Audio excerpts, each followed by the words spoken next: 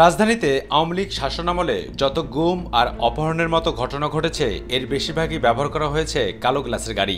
যদিও অপহরণ গুমসহ নানামুখী অপরাধ নির্মূল করতে আগেই নিষেধাজ্ঞা ছিল কালো গ্লাস ব্যবহারে। পুরনো সেই নিষেধাজ্ঞা নিয়ে আবারও নড়চড়ে বসেছে ঢাকা মেট্রোপলিটন পুলিশ।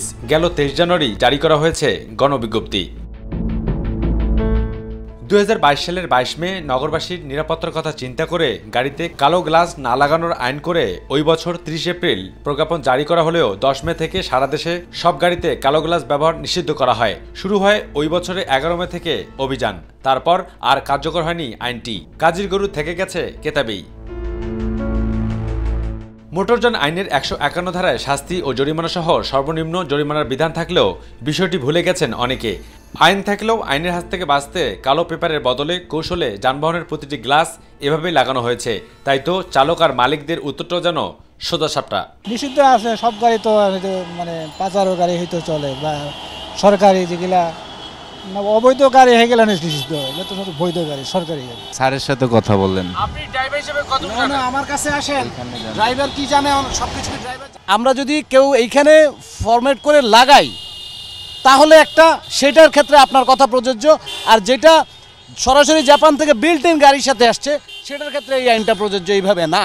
কালো গ্লাস আইন সম্পর্কে কতটুকু জানেন? আমি স্যার জানি না, আমি নতুন। আপনার গাড়ির গ্লাস হলো সাদা কিন্তু আপনি লাগাইছেন কালো, এটা 100% মামলা দেওয়া হবে।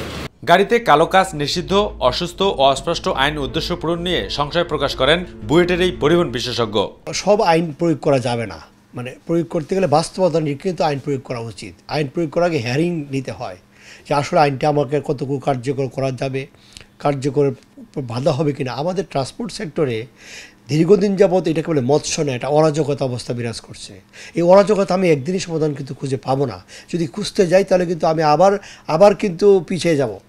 আমার মনে হয় এই সেক্টরে যে আইনটা প্রয়োগ করার ক্ষেত্রেও আমাদের একটা স্ট্র্যাটেজিক এটা ইমপ্লিমেন্টেশন প্ল্যানিং আলোকে আমাকে স্বল্পমেয়াদী, দীর্ঘমেয়াদী, মধ্যমেয়াদী পরিকল্পনার মাধ্যমে আগে বাঁচাইতে পারি, যেটাকে বলে ফিজিবিলিটি স্টাডি।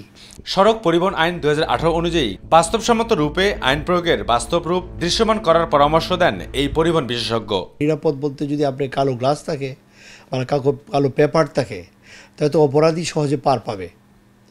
এবং শুধু তাই না, যে গাড়ির মধ্যে যদি কোনো অকারেন্স ঘটে, কোনো সমস্যা তৈরি হয়, কোনো রোগী অসুস্থ হয় বা কোনো পুলিশের হেল্প দরকার বা জনগণ হেল্প করবে, এটাও তো সম্ভব না। এই জন্য যেহেতু এখন বর্তমান যে পরিস্থিতি, আইনশৃঙ্খলার যে বর্তমান অবনতি, ওটা আমি বলবো যে এখন কিন্তু আসলে যেহেতু এটা যেহেতু কেয়ারটেকার গভর্নমেন্ট এখন বর্তমান সময়, এখন কিন্তু আরও ঝুঁকি আইনশৃঙ্খলার ক্ষেত্রে।